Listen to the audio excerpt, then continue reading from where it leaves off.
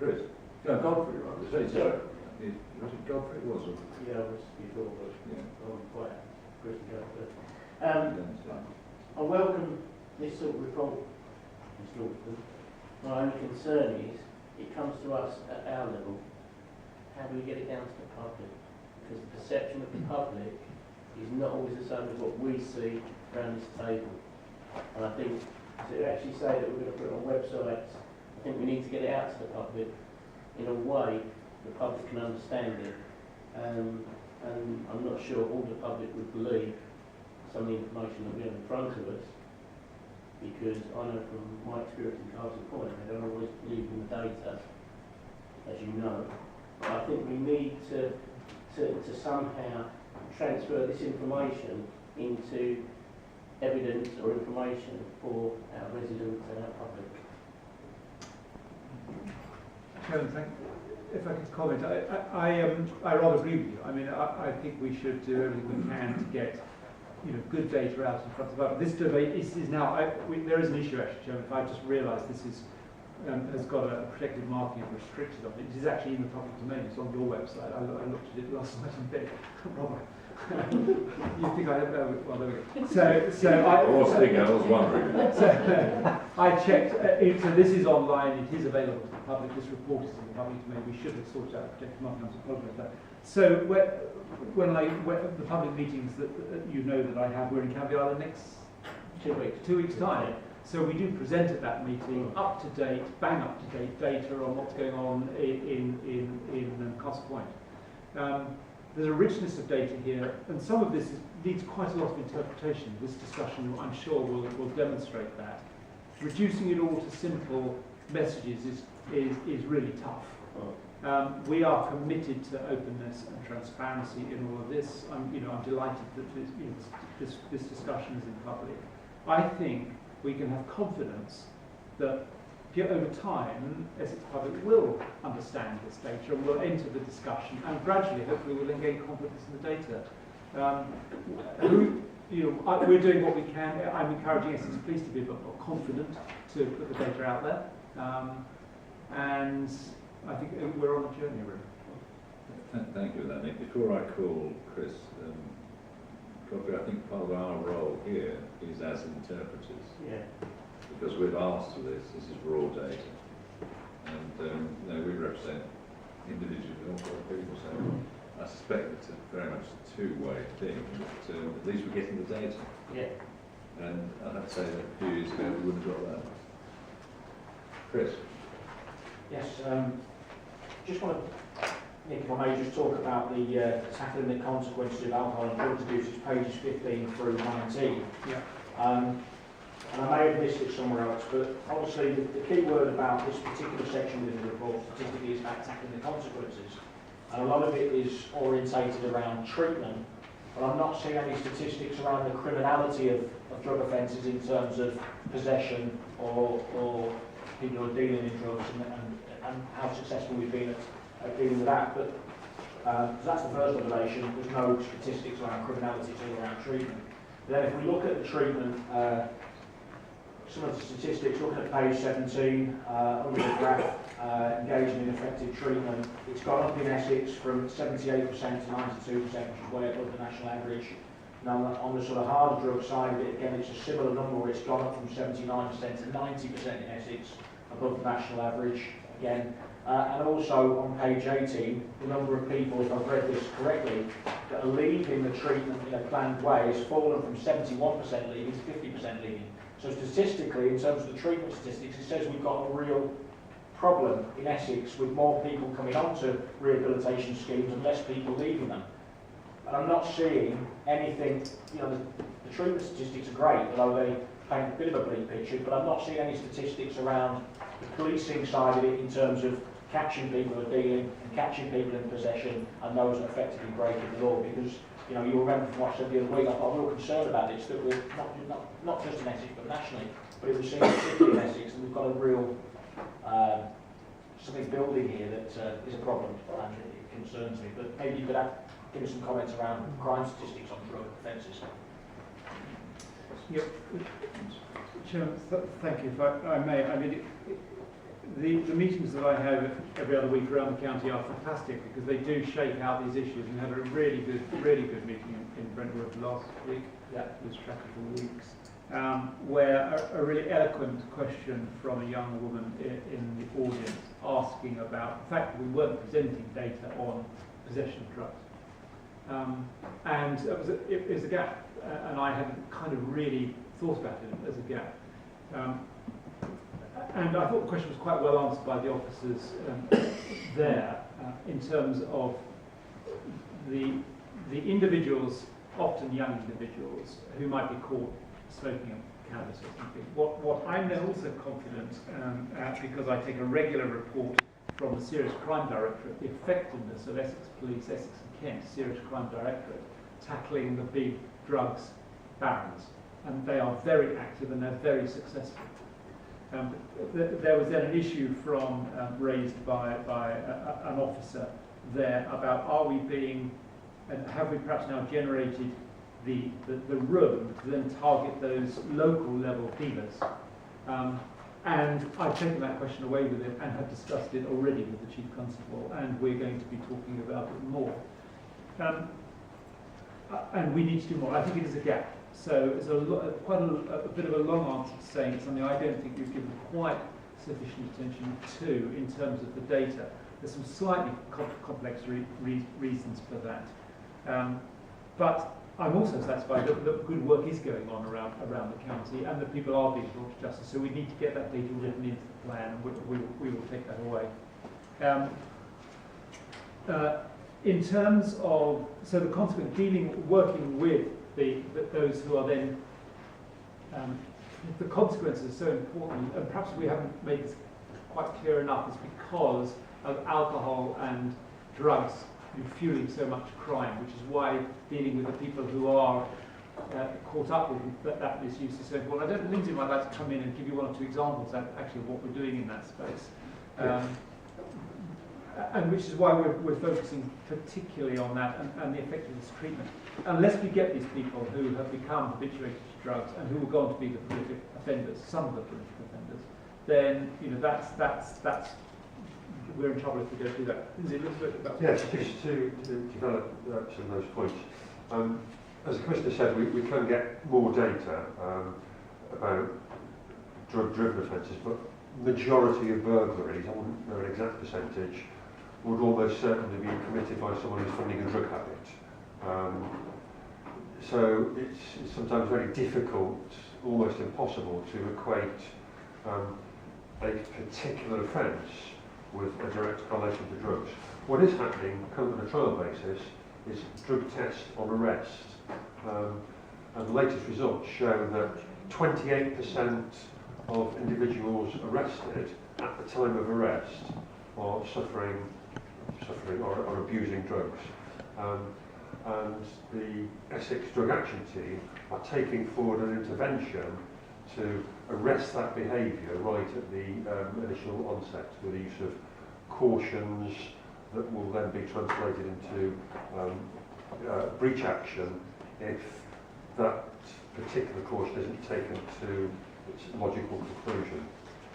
Going back to the leaving interventions early, in order to combat that, the reason a lot of people leave interventions early is until recently there wasn't a residential intervention in Essex.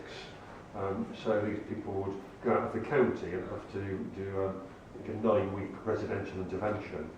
A trial is now taking place in Braintree that's described as intervention without pyjamas, which is a 7-day-a-week intervention, and that's with a view to addressing the reasons why people actually came out of the interventions early, because they're away from home for such a long time.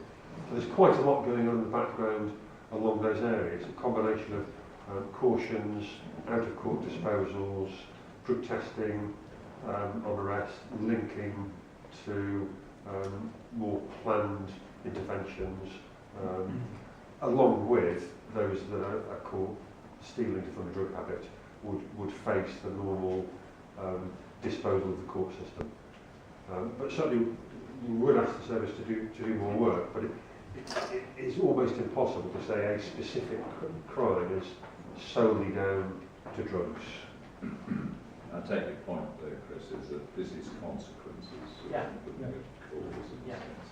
I Which we could ask, that might be an area that would be useful to look at.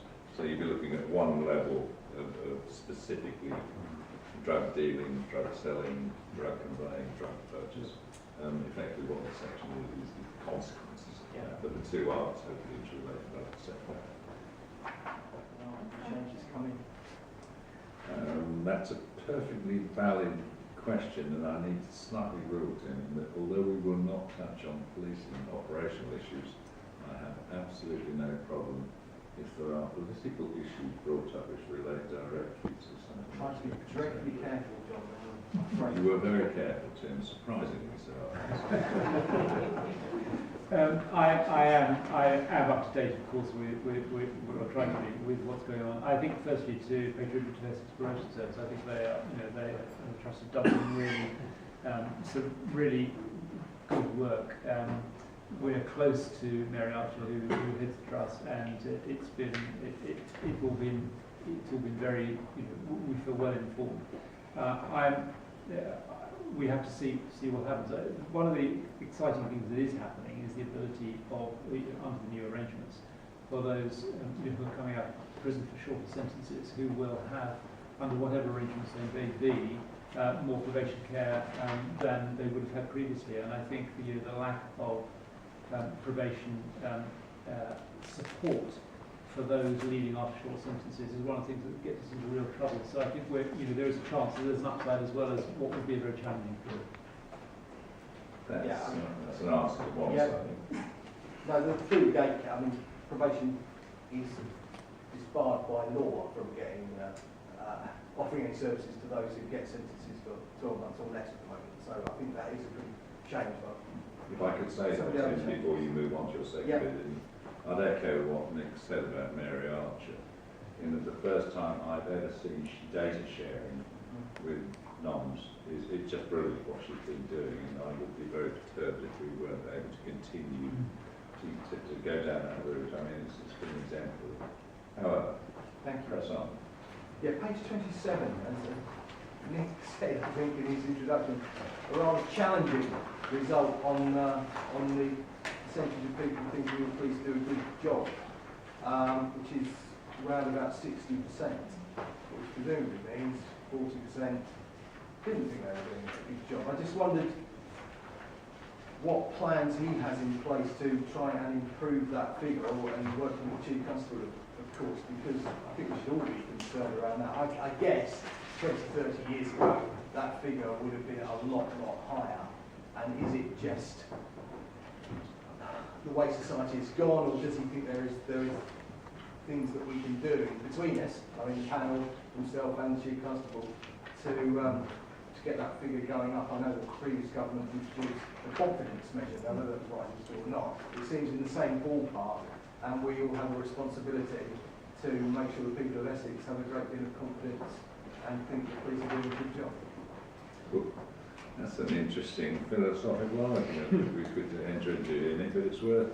I'll keep the answer short. I mean, I'm just looking at the graph. I mean, I think you could say we're up, where we were a couple of years ago, which is a good thing.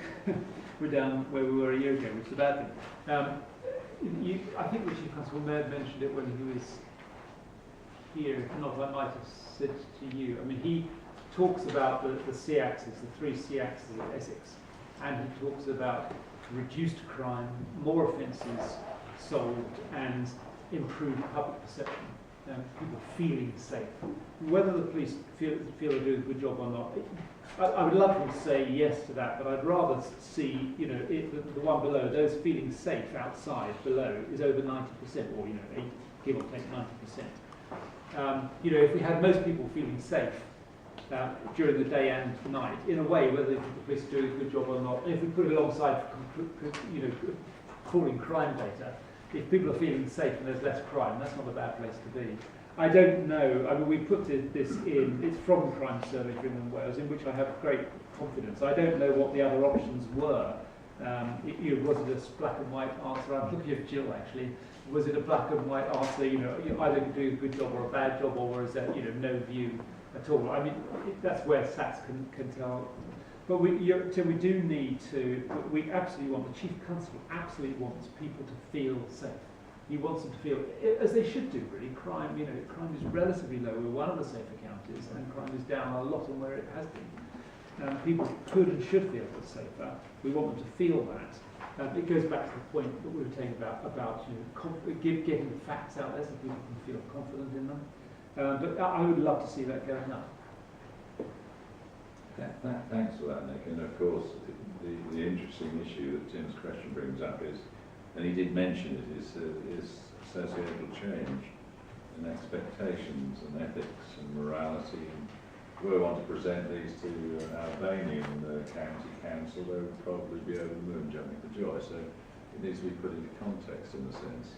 And the context is extremely difficult to define. And at the moment, Chairman, that context is very difficult. I mean, if you were to ask somebody to read about, Hillsborough or Rochdale or some of those, awful stories we've heard recently, people might well say, we don't think the police are doing a good job, whether it's their area or not. They may be lacking that confidence. So building that confidence in the, in the integrity of the police is something I, take extremely seriously, and indeed put a major piece out yesterday as a blog on my website. Again, be doing questions views on it today.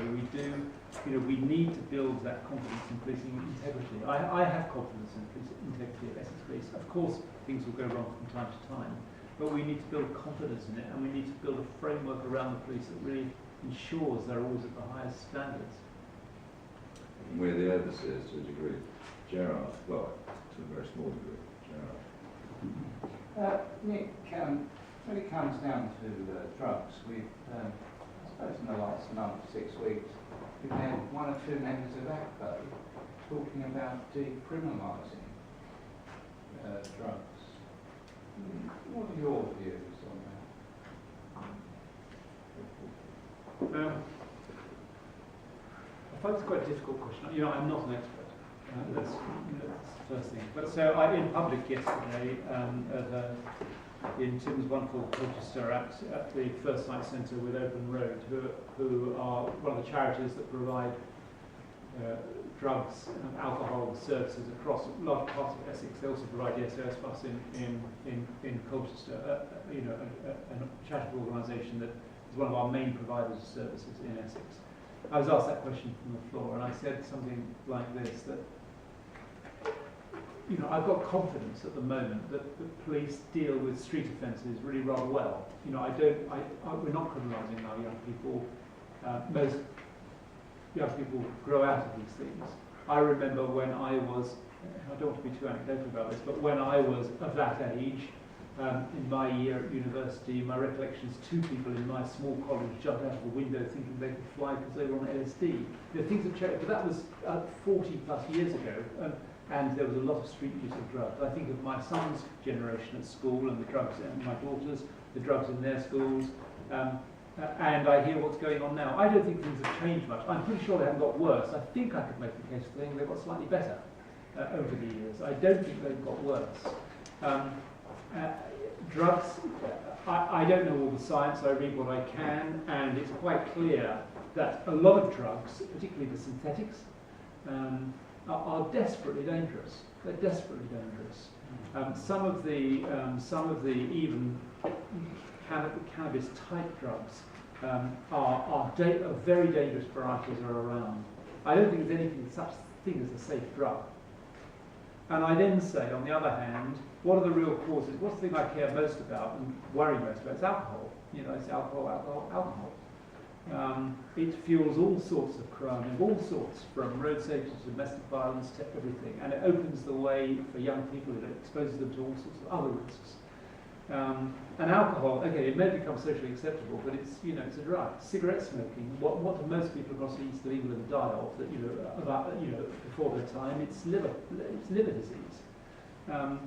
Somebody correct me, but I'm pretty sure that's right.